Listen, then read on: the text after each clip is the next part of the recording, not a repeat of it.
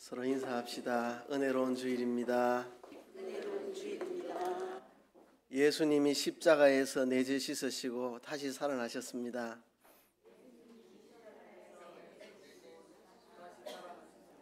기쁘고 즐겁습니다. 아멘. 자, 이런 표정으로 이제 예배를 드립니다. 이런 마음 자세로. 우리 아이들이 벌써 독립을 해버렸는데요. 우리 아이들 어릴 때 유초등부 때 아이들을 키우면서 아이들의 정서 함양을 위해서 또 지성 발달을 위해서 동화책을 많이 읽혔습니다. 얻어오기도 하고 때로는 전집을 사기도 하고 그렇게 읽혔는데요. 아이들에게 동화책 읽히면서 늘 속상한 게 있습니다. 우리 한국 전래 동화들은 이 무속 종교 샤머니즘의 이 내용들이 그 속에 많이 스며들어 있습니다. 아이들이 알게 모르게 동화책 읽으면서 무속 종교의 영향을 받게 되고, 또 서양에서 온 이 동화들은 마귀 할멈이 자꾸 등장을 해가지고 아이들 이 사고 속에 마귀 할멈이라는 게 자꾸 들어가게 되죠. 이런 게 좀 안타까워서 누가 기독교적인 동화책을 좀 만들어내면 좋겠다 하는 소원이 있었습니다. 기독교적인 동화책이라는 말은 성경 구절 나오는 동화책이 아니고 일반 동화책과 똑같이 성경 구절 이야기하지 않지만 기독교적인 세계관이 그 속에 들어있는 그런 동화책들이 나오면 좋겠다는 거죠. 여러분, 어떤 학교가 진짜 기독교 그 미션 스쿨입니까? 종교 시간이 있어서 일주일에 1시간 성경 가르치는데 학교의 재정 운영이나 학상 운영이나 교사들의 아이들에 대한 태도나 전혀 비기독교적인 문화에 가득 차 있으면 그게 미션 스쿨 기독교 학교로 할 수 있겠습니까? 일주일에 1시간 성경 교육하는 종교 시간이 없다 하더라도 재정 운영이 기독교적이고 행정과 학사의 모든 운영이 다 기독교적이고 아이들을 바라보는 그 생각이나 교사들의 태도가 성경적인 그런 학교가 진짜 미션 스쿨이 아니겠습니까? 수원에 가면 그런 목적을 가지고 만든 학교가 있습니다. 제가 그래서 탐방도 해봤는데, 야, 이런 미션 스쿨이 되면 좋겠다. 진짜 기독교적인 정신으로 모든 게 이루어지는, 우리 아이들에게 기독교적인 세계관을 심어주는 동화책이 있으면 좋겠다 하는 바람이 있었는데요. 그런 책이 나왔습니다. 한 20년 전에 파이디온 선교회 출판부인 도서 출판 디모데에서 2권이 나왔는데, 개구장이 너구리 아담 시리즈, 저는 이게 3권 4권 뭐 10권 20권 40권 계속 나올 걸 기대했는데 딱 2권만 나오고 더 이상 안 나왔어요. 참 아쉬운데 이 책도 절판이 되었습니다. 절판되기 전에 제가 몇 권을 사서 우리 교회에 또 아이들 있는 집에 나누어 드린 걸로 제가 기억을 하는데요. 초등학생들은 그냥 읽으면 되고 유치부 아이들은 저 테이프 속에 구연 동화가 녹음이 되어 있어서 들을 수 있도록 그림 보면서 되어 있는데, 요즘 테이프를 안 쓰니까 제가 mp3로 다 만들어서 필요한 분들에 드리고는 이렇게 했는데요.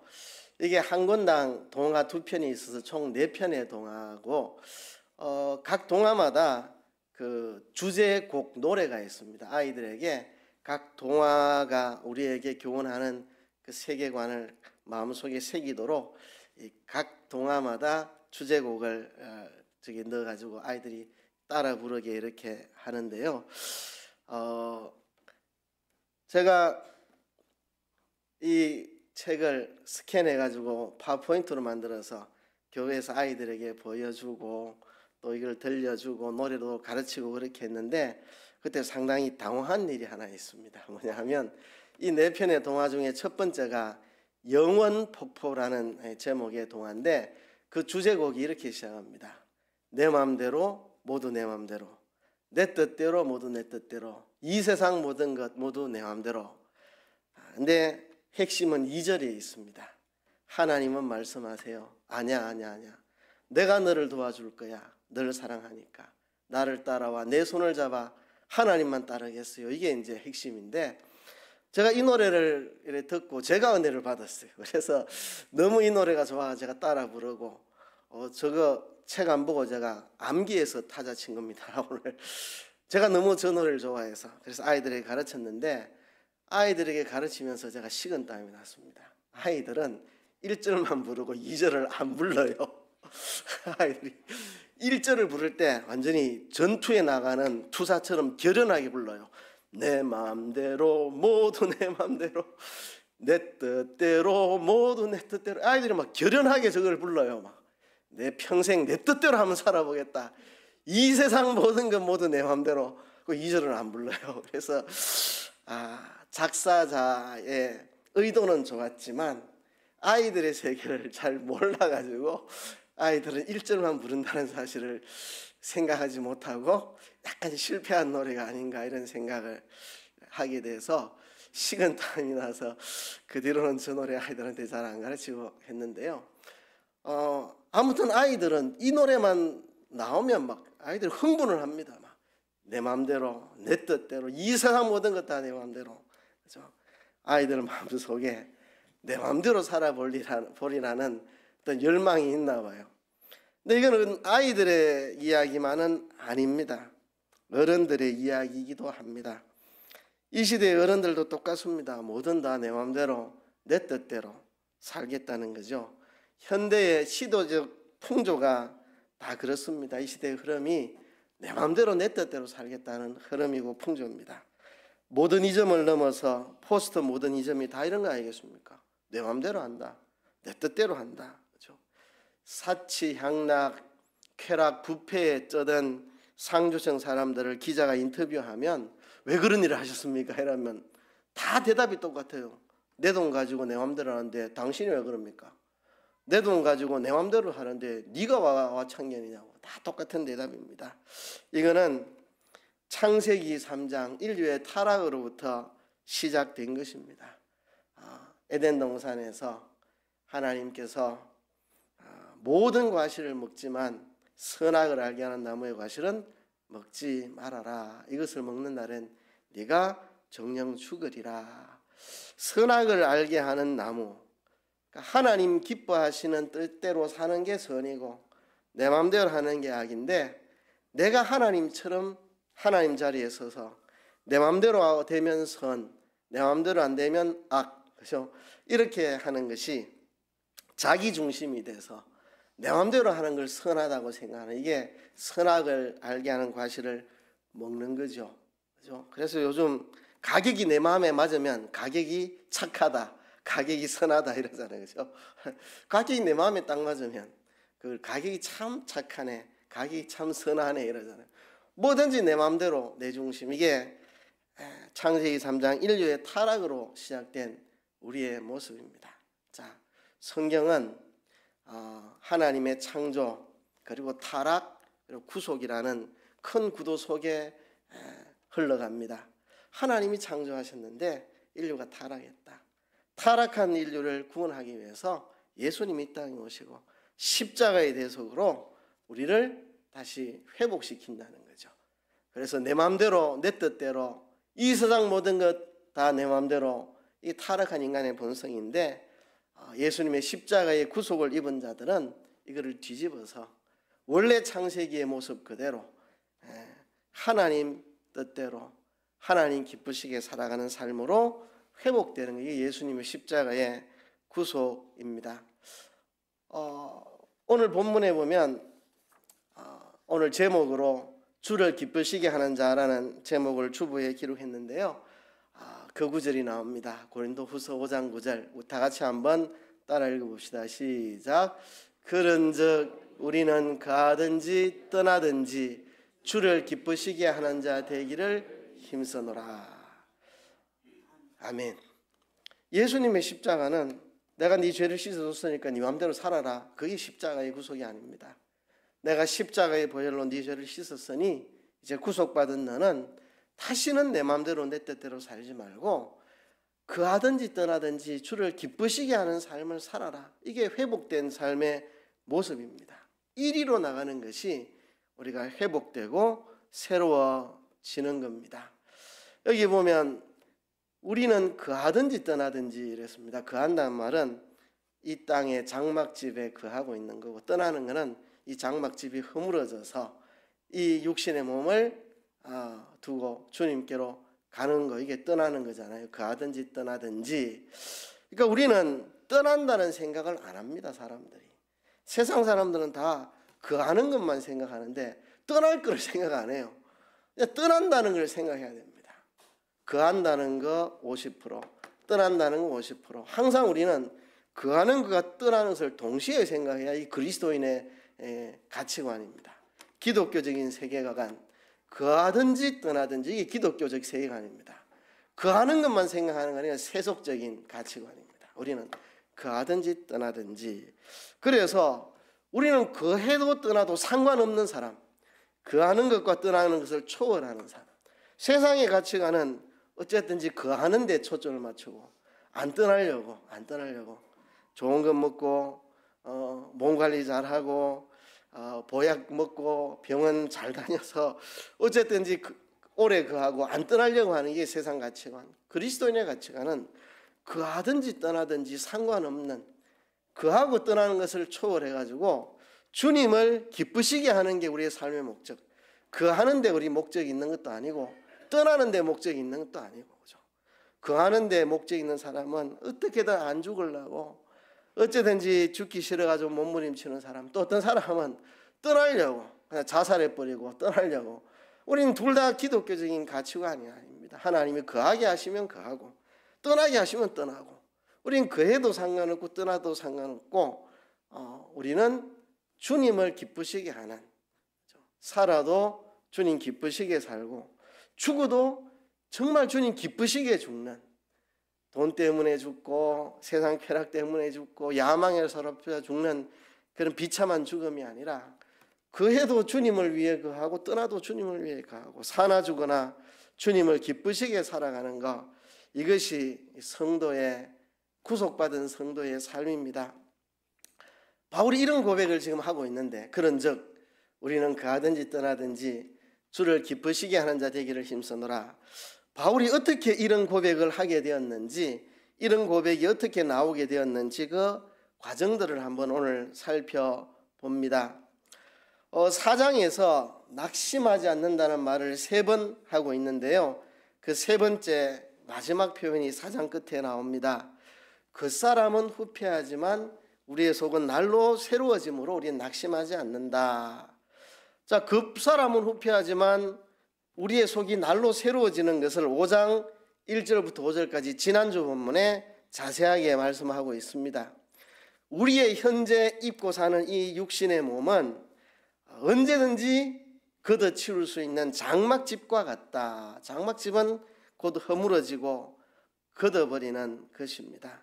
그러나 우리가 거룩하게 변화되고 부활해서 새롭게 입게 되는 이 부활의 몸은 견고하고 변함이 없고 영원히 있을 건물집과 같습니다. 지금 우리가 입고 있는 이 몸, 낡고 병들고 언젠가 철거될 이 몸은 장막집이고, 우리가 날마다 거룩하게 변화되고 예수님의 재림 때 부활을 거쳐서 영광스럽게 변화되는 그 몸은 견고하게 서 있는 건물집과 같다는 거죠. 우리는 이 육신을 벗는 데 목적이 있는 게 아니고 영원한 새로운 집으로 덧입는 데 우리의 목적이 있다는 것입니다. 성도들의 진정한 소원은 성화되고 부활하는 영광의 몸을 가지는 것, 그것이 성도들의 진정한 소원입니다.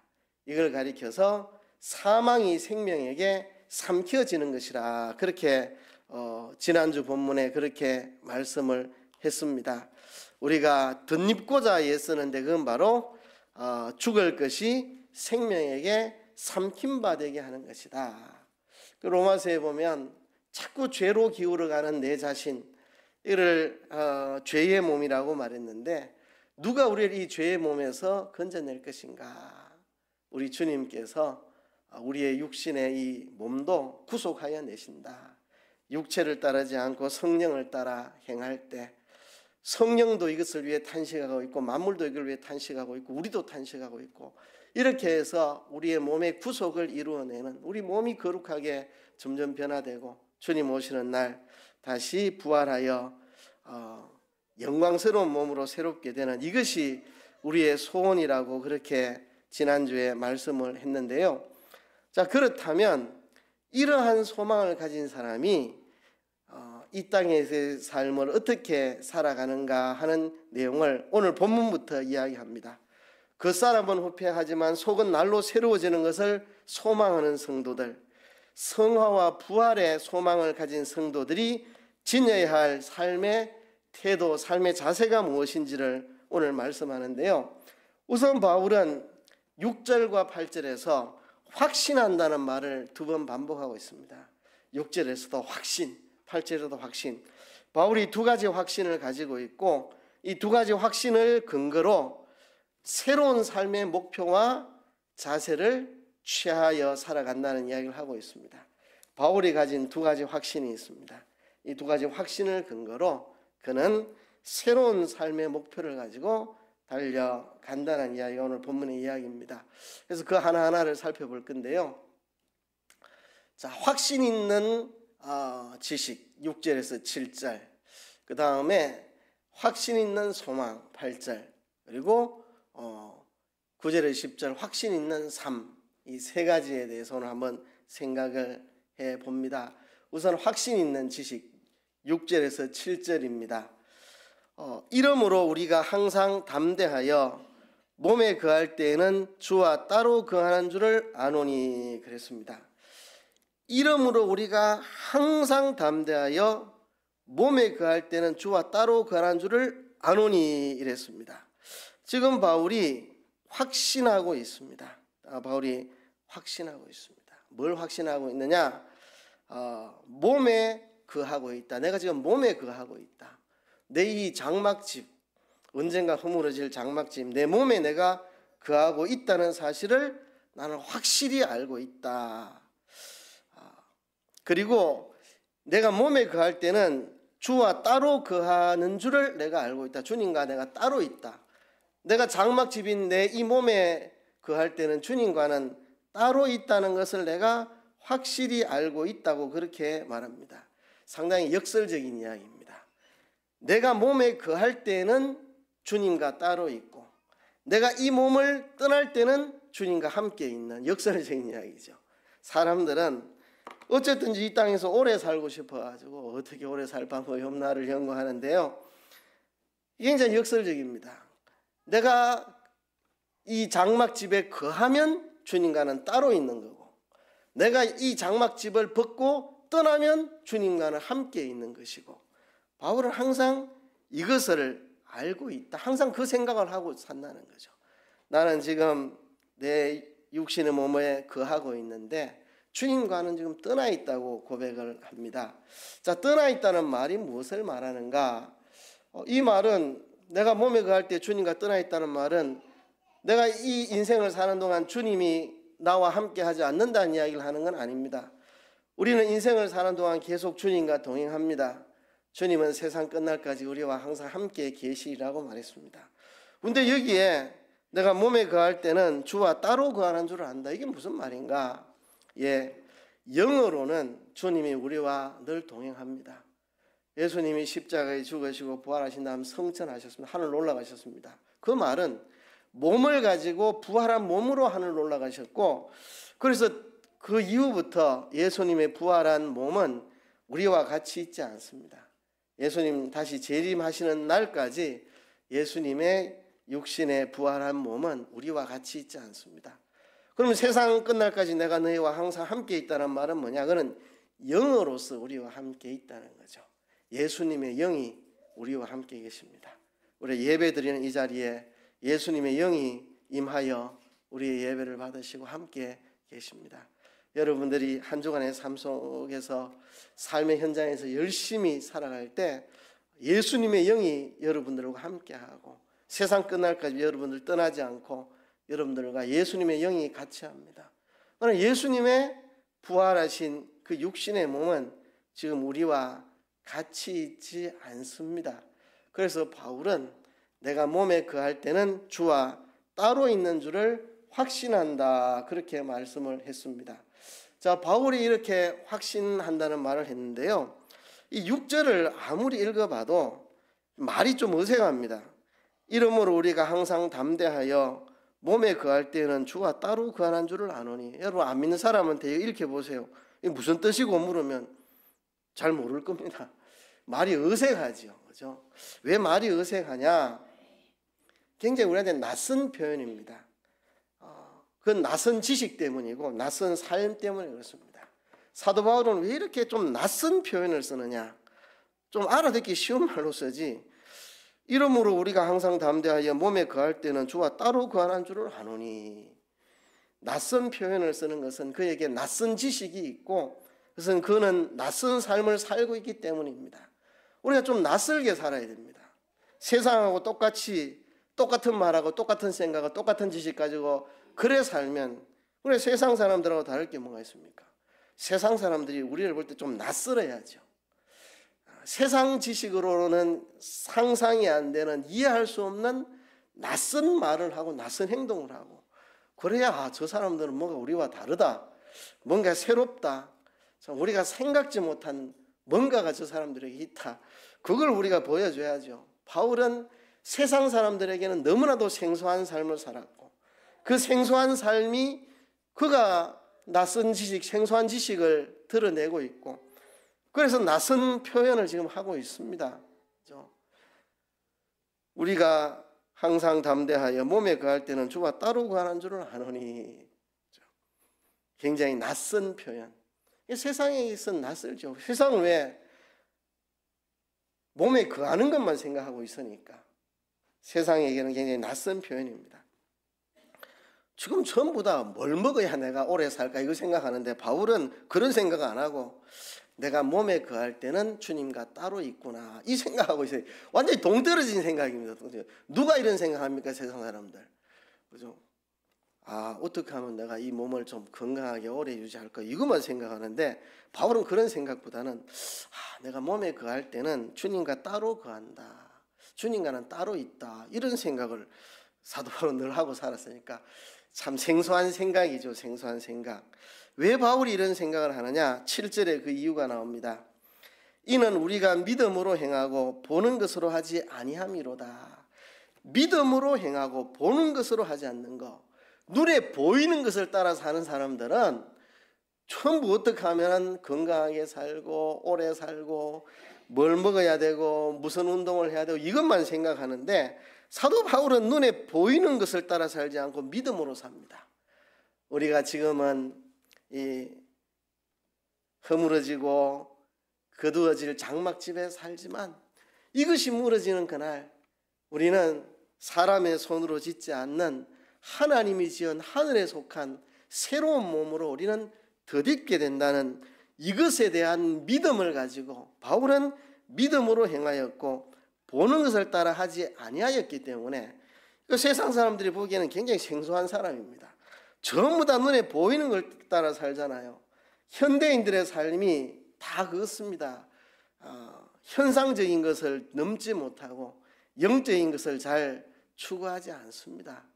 저도 이제 시각 자료를 쓰는데요, 저도 참 고민이 있습니다. 시각 자료를 쓸 때 이거를 써야 되나 쓰지 말아야 되나. 왜냐하면 현대인들은 자꾸 눈에 보이는 걸 좋아하거든요. 현대인들이 눈에 보이는 것에 익숙하니까 저도 보이는 것을 가지고 여러분들에게 이렇게 설교를 합니다. 보여야 좀 잘 아니까요. 그러니까 현대인들은 전부 보는 것을 쫓아가거든요. 보는 것을. 이 영상이라는 건 눈에 보인다는 게 사람의 마음을 굉장히 크게 사로잡는데요, 사도 바울은 보는 것으로 하지 않고 믿음으로 행한다. 그렇기 때문에 보는 것을 위주로 살아가는 세상 사람들하고는 완전히 생소한 딴 생각하고 사는 겁니다. 전부 다 어떻게 하면 내가 이 땅에 오래 갈 수 있을까 이 생각하는데, 바울은 내가 땅에서 이 장막집에 이 몸에 거할 때는 주님과 이거 따로 있는 거 아니가, 주님과 따로 있는 거 아니가, 이 생각을 바울은 하고 살아가는 거죠. 참 확신 있는 지식. 우리가 항상 담대함으로. 왜? 우린 육신의 몸이 허물어지면 영원한 새집이 있다는 걸 알기 때문에 담대하게 내가 가지고 있는 확신 있는 지식, 몸에 거할 때는 주와 따로 거하는 줄을 아노니 이렇게 말했습니다. 이게 그에게 확신 있는 지식입니다. 믿음으로 행하고 보는 걸 따라 하지 않기 때문에 그는 세상과는 다른 생각. 어쩌면 이 장막집에 오래 거할 수 있을까가 아니라 야, 내가 이 몸에 거할 때는 주님과 따로 있는데 이 생각을 하고 사는 거죠. 이 생각이 확신 있는 소망으로 이어집니다. 그가 가진 이 지식이 그에게 확신 있는 소망으로 옮겨 놓습니다. 우리가 담대하여 원하는 바는 차라리 몸을 떠나 주와 함께 거하는 그것이라. 내가 담대하게 소원하는 게 있다. 몸을 떠나 주와 함께 거하는 것이다. 내가 거하면 주님과 따로 있고 내가 떠나면 주님과 함께 거하는 역설적인 이야기. 그래서 내가 담대하게 소원하는 게 있다. 그것은 바로 몸을 떠나 주와 함께 거하는 그것이 나의 담대한 소망이다 하는 겁니다. 바울은 성화된 몸, 부활한 몸, 영광스럽게 변화된 그 몸, 그것을 빨리 가지기를 소망하며 살았습니다. 내가 이 사망의 몸이 생명에게 삼킨 바 되어서 내 이 죄로 기울어져 있는 이 몸이 거룩하게 변화가 되고 그리고 예수님 재림하시는 날 부활해서 영광스러운 몸으로 다시 사는 그것이 그에게는 궁극적인 소원이었습니다. 비록 땅의 육체를 가지고 살지만 거룩하게 변화되고 부활할 영광의 몸을 날마다 바라보면서 그렇게 살아가고 있습니다. 우리의 담대하게 원하는 확신 있는 소망이 바로 이것이어야 합니다. 차라리 몸을 떠나 주와 함께 거하는 것. 그래서 이 확신 있는 소망은 확신 있는 삶으로 이어집니다. 9절 10절에 보면 그런즉 우리는 거하든지 떠나든지 주를 기쁘시게 하는 자 되기를 힘쓰노라. 거하든지 떠나든지 내게는 상관이 없다. 그렇죠? 거하고 떠나는 것은 주님께 다 맡겨놓고 내가 뭐 빨리 떠나려고 몸부림칠 것도 없고 이 땅에 오래 거하려고 아득바득할 필요도 없고 거하고 떠나는 건 주님 손에 있는 거고 이 땅에 내가 장막집 속에 거할 때 주님을 기쁘시게 하는 데 힘쓰고 또 떠날 때도 주님을 기쁘시게 이 땅을 떠날 수 있는 그러니까 내가 거하느냐 떠나느냐 이거는 내 관심의 대상이 아니고 주님을 기쁘시게 하는 이것이 내 관심의 대상이라는 겁니다. 내가 이 땅에 거해도 주님 기쁘시게 살고 떠나도 주님 기쁘시게 사는 겁니다.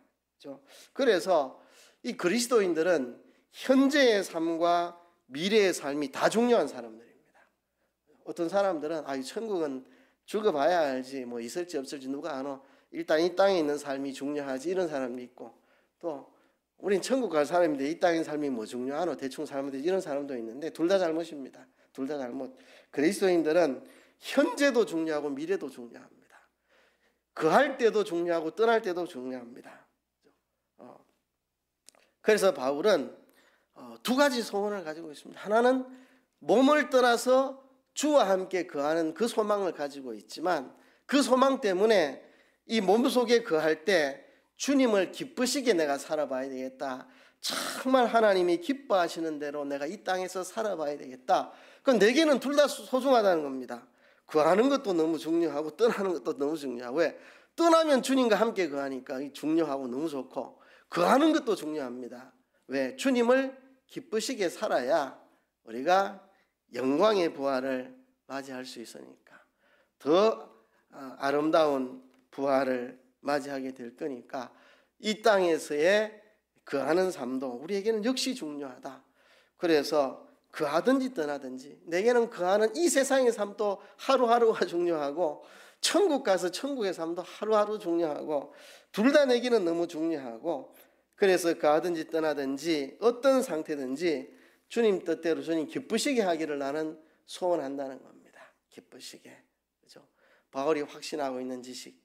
내가 이 몸에 거할 때는 주님과 따로 있다는 거. 이것이 그가 가진 지식입니다. 그렇죠? 세상 사람들에게는 생소한 이야기입니다. 누가 그런 생각합니까? 어떻게 잘 먹고 이 땅에서 건강하게 살까 이것만 생각하는데 내가 육신의 몸에 있으면 내가 주님과 따로 있는데 이 생각. 그래서 그는 확신 있는 소망. 이 몸을 떠나 주님과 함께 거하기를 소망한다. 이 지식과 이 소망으로부터 결론, 확신 있는 삶, 거하든지 떠나든지 나는 주님 기쁘시게 한다. 이 땅에서의 삶도 너무나도 중요하고 이 땅을 떠나서의 삶도 너무나도 중요하고 나는 거해도 주님 기쁘시게 떠나도 주님을 기쁘시게 한다는 거죠. 그렇죠? 이것이 새로워진 삶의 모습입니다. 내 뜻이 아닌 주님의 뜻을 지향하고 나를 기쁘게 하는 게 아니라 주님을 기쁘시게 하는 삶입니다. 그렇죠? 근데 우리의 약점이 있습니다. 주님을 기쁘시게 하기보다는 자기를 기쁘게 하려고 하고 주님 뜻대로 산다고 말은 하지만 자기 뜻대로 살고 자기 기쁘게 살려고 하는 것들이 많은 우리들입니다. 그렇죠? 우리는 어쨌든지 주님을 기쁘시게 하는 삶, 이것이 우리 몸의 구속이 일어나는 일이고 이것이 우리의 죽을 몸이 생명에게 삼켜지는 일이고 우리가 날마다 주님 기뻐하시는 삶을 추구하며 살아가는 것, 이것이 겉사람은 후패하나 속사람이 날로 새로워지는 겁니다. 그래서 마지막 10절에서는 이렇게 끝을 맺습니다. 이는 우리가 다 반드시 그리스도의 심판대 앞에 드러나 각각 선악간에 그 몸으로 행한 것을 따라 받으려 함이라 그랬습니다. 우리 모두가 다 예외가 없습니다. 반드시 했으니까 피할 방법도 없습니다. 그리스도의 심판대 앞에 우리가 다 드러날 것입니다. 우리가 선을 행한 것도 악을 행한 것도 우리 몸으로 행한 모든 것이 다 그리스도의 심판대 앞에 드러나 심판을 받을 것입니다. 그날에 주님을 기쁘시게 살았던 사람들은 다 영광의 상을 받을 것입니다. 그렇기 때문에 우리는 이 땅에 거하는 동안 주님을 기쁘시게 하는 자 되기를 힘쓰는 겁니다. 우리가 이 육신의 장막이 허물어지는 날 우리 모두가 예외 없이 다 반드시 그리스도의 심판 앞에 서서 우리 몸으로 행동한 선과 악이 다 드러날 텐데 그날에 너는 주님을 기쁘시게 살았구나 칭찬 듣는 영원한 상을 받는 그런 삶을 살기 위해서 오늘 이 땅에 거할 때 주님을 기쁘시게 살기 위해서 애쓰는 삶, 이것이 우리의 삶이 되어야 한다는 것입니다. 그럼 성경을 보면 성경 프로그램 가지고 계신 분들 한번 검색을 나중에 해보세요. 요즘 스마트폰에 성경 앱 다 있잖아요. 기쁘시게라는 말을 한번 검색을 해보세요. 14개가 나옵니다. 여호와를 더욱 기쁘시게 함이 될 것이라. 사람의 행위가 여호와를 기쁘시게 하면 육신에 있는 자들은 하나님을 기쁘게 하시게 할 수 없나니 어찌하여 주를 기쁘시게 할꼬 하되 거하든지 떠나든지 주를 기쁘시게 하기를 원하노라. 주께 기쁘시게 할 것이 무엇인가 시험하여 보라. 하나님을 기쁘시게 한 것이라.